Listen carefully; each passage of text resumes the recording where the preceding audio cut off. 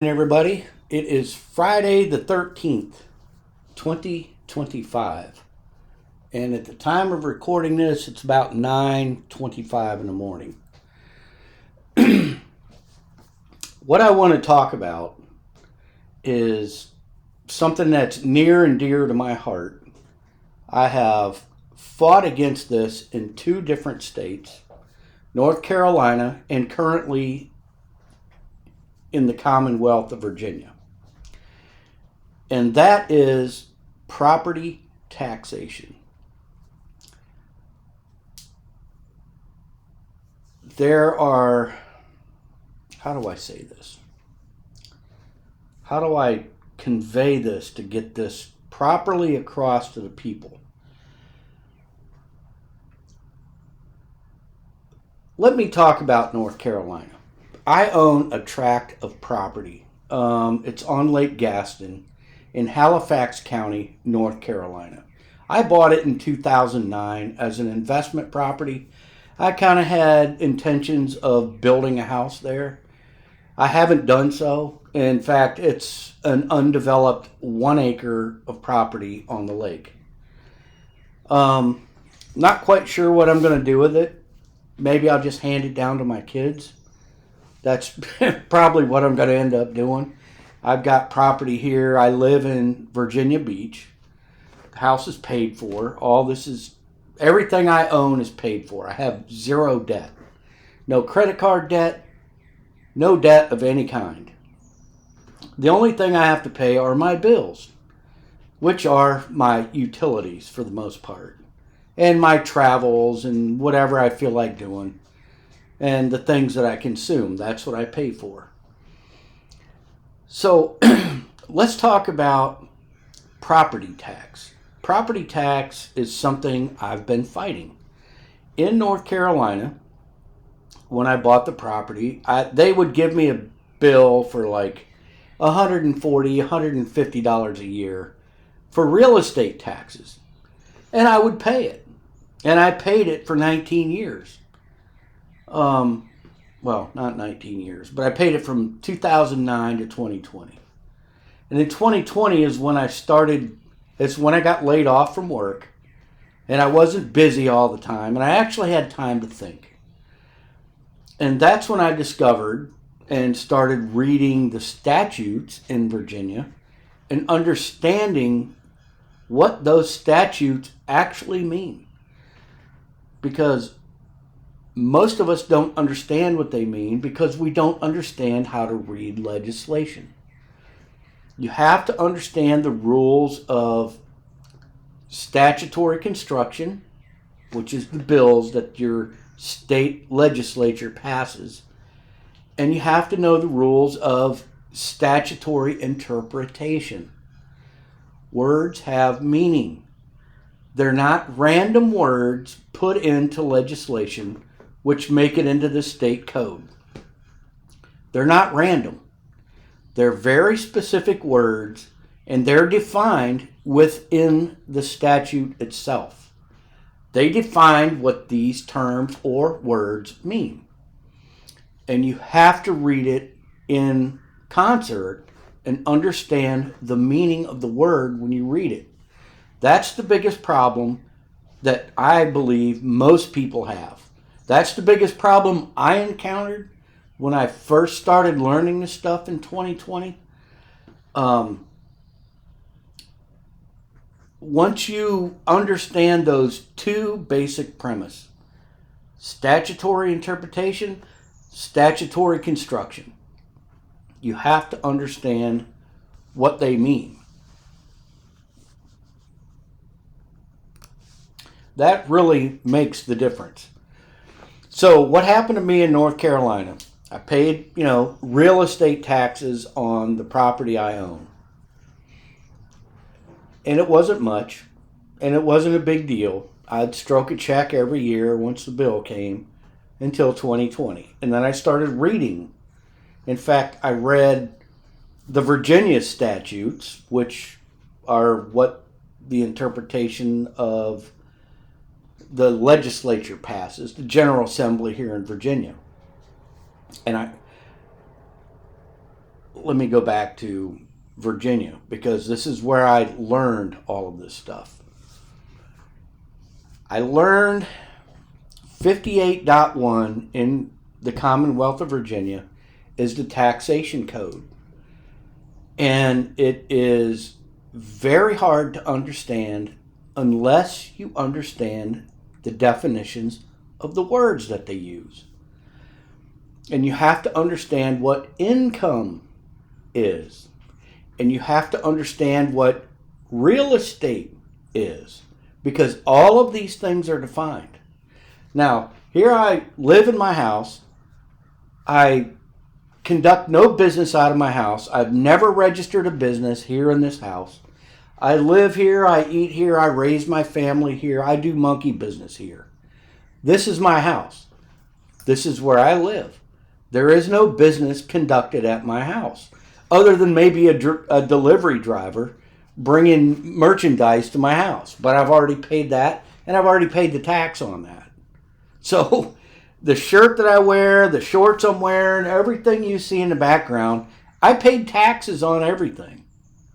So we pay sales tax. This happens to be a sales tax state. You pay tax on everything you buy. The tires for your vehicles, the windshield wipers for your vehicles, the motor oil you change your oil with, the filter, the ramps you drive your car up on to change the oil. You pay tax on everything. Now, states like Florida do not have sales tax. That's another model. I don't fault them for doing that. There's benefits and drawbacks to each, whether you're a sales tax state or not. But the thing is, we do not owe tax on the property that we live in just because it exists, or just because we own it, or just because we registered it with the county or the city or the whatever municipality that you live in. Because you register your property to make sure that nobody can come in and take your property. You have your deed and you have all that stuff at your house. Well, what if it burns down? Then you have no proof of ownership. That's why you register your property. You register it with a public entity so that they know that you own it. It's yours. Ownership is not in dispute. It's registered in a public entity. That registration does not create a taxable liability. It's the use of your property that could create a taxable liability. If I conducted a business out of here and I earned a profit out of here and I earned income because of my business using my property to do so, then I would be required to file a return every year on my property. It's income. I have to claim it. I have to claim all of the resources that I use for that said income. Now, if I'm just working for a company and I'm trading my labor for compensation, that is not income. Look up the word income in your state code, your state taxation code. Look up what income actually is.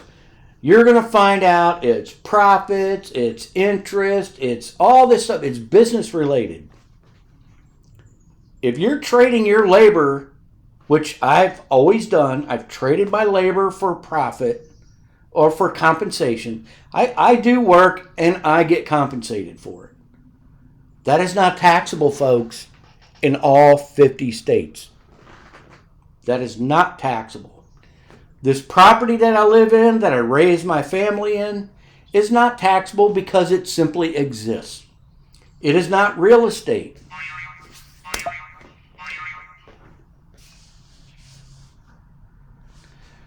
Real estate in Virginia has a very specific term. It is a very specific term. And in every case, it includes a leasehold interest to which the land or improvements thereof are not taxable to the owner. That's taxable real estate in Virginia. I don't own taxable real estate. Yet, I have the city of Virginia Beach Once when I had a mortgage, which most people do. Come on now. Most people have a mortgage. I get that. I never thought I'd pay mine off, but here I sit, paid it off a couple years ago, 4 years ago, in 2021, and I have no mortgage anymore. But when I did, my taxes came right out of my mortgage payment. You're going to find out that your mortgage payment is a combination of four things. It's your principal, your interest, your taxes, and your insurance. It's called your PITI. Principal, interest, taxes, and insurance. That is your mortgage payment you make every month. Half of that is split off and called an escrow. That's your taxes and your insurance, which can vary. That's why your mortgage payment goes up or down every month, because your escrow account. Your escrow account is your estimated tax payment and your estimated mortgage payment. And it's done proactively annually. Normally your taxes go up, and normally your insurance cost goes up as well. So if you can take that, slice it straight down the middle, pay your own insurance, pay your own taxes, and just pay your principal and interest through your mortgage company, which is what I did for a year, until the city of Virginia Beach got tired of it and decided to contact my mortgage company and say, hey, this guy's not paying his real estate tax. Well, my insurance company didn't know any better, because they're not finance people. They're not tax people. They are finance people, and that's all they do is mortgages. They don't know about property tax. They don't know about real estate tax. They don't know about any of this. They just roll it in and call a thing called escrow. So I stopped paying my property tax. I would get a letter in the mail saying, hey, you owe this real estate tax. I'd make a copy of it, stamp copy on it, and send them a letter back saying, how do I own real estate? Provide the evidence, the admissible evidence that I own real estate. They couldn't. Let me show you something. You see all these right here? You see all those? Those are from records requests that I've done with the city of Virginia Beach, asking for the records that prove that I own real estate. You know what they do? Instead of sending records that I own real estate, they send me copies of, all kinds of stuff. They send me their, printout of my tract of land, my lot. They print out a copy of my deed, this and that. That doesn't prove that you own real estate. That doesn't prove anything. But they cannot prove, and now they moved an action against me, which they're only allowed to do to public entities or legal fictions, which is mail them a complaint and mail them a summons. Well, I got what looked like a summons. It said summons on it, but it wasn't a summons. It didn't tell me to go anywhere. It didn't tell me to be any place at a certain time. It just had the word summons on it. It was a fake summons. It was not signed by a judge. It was not signed by a magistrate. It was fake. And they sent me a fake complaint. The fake complaint was, oh, I own real estate and I owe all this back money. And they also said that I owed money to the city of Virginia Beach for services, which I had no idea what they were talking about. I had since found out they sent me bills for my son, the third. I'm a junior. He's the third. So they sent it to me saying I owe all this money to the city of Virginia Beach. I owe them nothing. I pay for my water. I pay for my sewage. I pay for my sanitary pickup when they come once a week and pick up my garbage. I pay them all that. All that is up to date. I owe basically ongoing services if I choose to have them, which I do, and I will pay for it. And I don't mind paying for it. But so they're trying to get a clerk's judgment on me, for a clerk to sign a judgment to sell this property, saying I owe back real estate taxes. And guess who the plaintiff is? The plaintiff is the city of Virginia Beach. A legal fiction is the plaintiff, claiming that I have harmed them somehow. And I put in a motion to dismiss for lack of jurisdiction, both subject matter, in personam, and in rem jurisdiction, because I was not served properly. The summons did not meet the requirements of the rules of civil procedure, which it has to have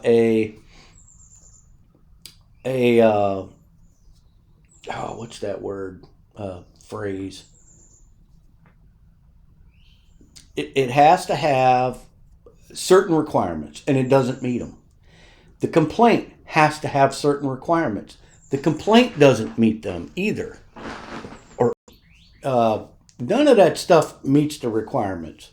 And the word I was trying to look up earlier was ducis tecum, which is legal speak for, it has to have certain requirements. And it didn't have it. So none of them things matter. If you get something like that in the mail, don't fret about it. Don't be afraid about it. This stuff is an intimidation tactic. I did the same thing in North Carolina and just squashed it with a motion to dismiss. And I'm going to do the same thing in Virginia. They're not going to be able to charge me for real estate tax when I don't own real estate. And chances are, if you don't run a business out of your house and you're not using your property for profit to gain income, then you don't own real estate. If you don't ask, here's the bottom line. If I wanted to put a loan on my neighbor's house, for example, just say for example, I want to cause a problem. I want to put a loan on my neighbor's house. Well, I have to have some kind of ownership or interest in that house. Very good chance that the municipality, the county, the city, whatever, your municipality where you live, they don't have any ownership or interest in your house or your property. None whatsoever. So they can't administer your property they have no ownership or interest in. That's just the way it works. So this is what I'm trying to tell you. And if you want to keep paying your real estate taxes because, you think that's the right thing to do, I want you to reconsider that. Because if you don't own real estate, then you should not be paying real estate taxes. Look up in your state code what real estate actually means. And in fact, Virginia 58.1-3200 has a definition of taxable real estate. And it must include a leasehold interest in every case. And it goes da-da-da-da-da-da-da. In other words, somebody else has an interest in your property. If you have a leasehold interest in your property, somebody else has. They don't say it. It's very interesting. They don't tell you who has a leasehold interest. They don't tell you that it's supposed to be the municipality or whatever. But taxable real estate must have a leasehold interest in every case. I don't have a leasehold interest on my property. I own it outright. Chances are you do too. So something you should consider, something you should look at, and never ever take your eye off the ball. I guess the bottom line is, don't let people intimidate you. Know what the rules are. Oh, the thing I was looking for the summons was a Deuces Tecum, which tells you where to be, what to bring, all these things to wherever you're summoned to be. Well, if you don't have any of that stuff on your summons, then it is not a lawful summons. It has to have a Deuces Tecum. And it has to be signed by a magistrate, a judicial officer. It can't be not signed. If it's not signed, it's not a summons. So don't be intimidated by these people. And these attorneys, I'm going to disbar this attorney. I'm going to disbar him. I'm going to send in the Virginia Bar Association a grievance with about 8 different exhibits with the egregious shit that this guy has done. You know, he signed an affidavit that he served me. Then he signed another affidavit and put it on a court record that a sheriff served me that the sheriff didn't sign.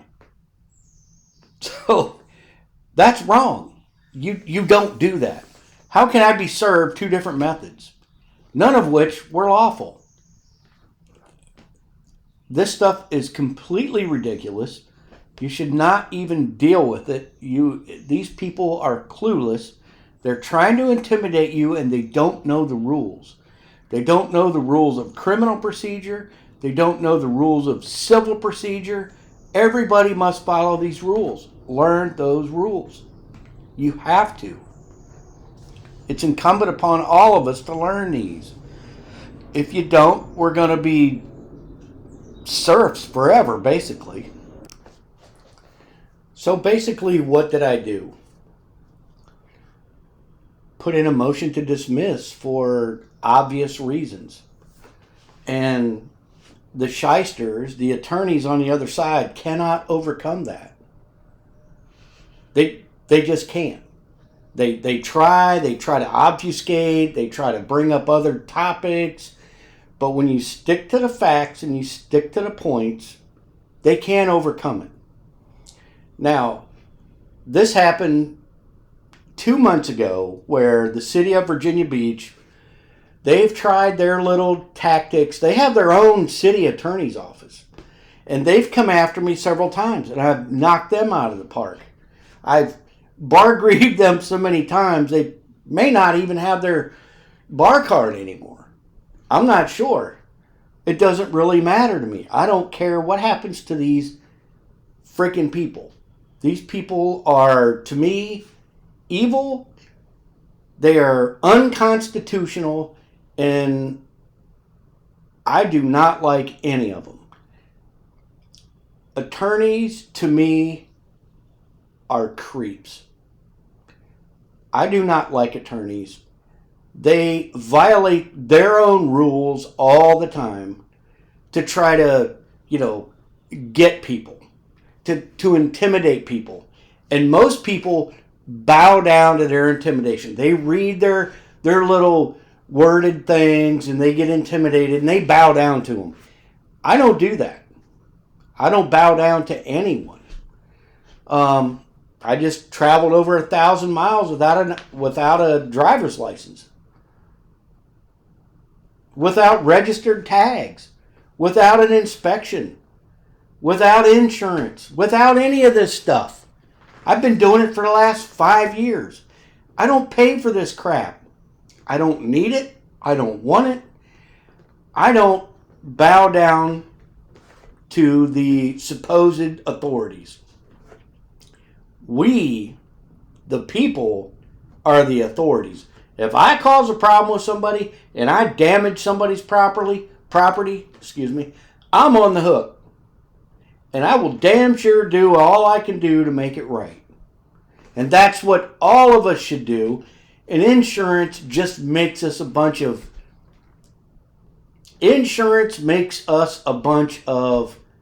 non-player actors. Oh, my insurance will take care of it. Oh, this and that. Oh, I'm not responsible. BS. We are always responsible. And remember, insurance only has limited liability. We, as men and women of America, have full and total responsibility. Liability. 100% liability. Don't forget that. Every time you pay an insurance bill every month, you're paying for limited liability. I don't play that game. I don't pay them shysters every month. I don't play their game every month. I don't have accidents. If somebody runs into me, I'm going after them. If I cause an accident, I'm going to fix them. I'm going to pay their medical bills. I'm going to pay to have their car fixed or fix it myself. I'm going to do that. I'm going to make them people whole again. If I cause them problems, I will fix them. I'm not going to play a bunch of bullshit games. I'm not going to, oh, my neck hurts. Yeah, whatever. I'm not going to play that game. Come after me. Sue me in court. But I will do my best to make them whole again. If I damage their property, I will fix it. If I damage them, I will pay to have them fixed. But no more. Insurance games are simply games. I don't play them, and I don't pay them because I'm 100% responsible. And I make damn sure I act accordingly. Some people don't. Whatever. I'm good with that. Anyways, another episode of Dickie's Diaries. Everybody have a good day. I love everybody. I want everybody to prosper. I want everybody to have a good time, live life, enjoy it to the fullest. Love y'all, and peace.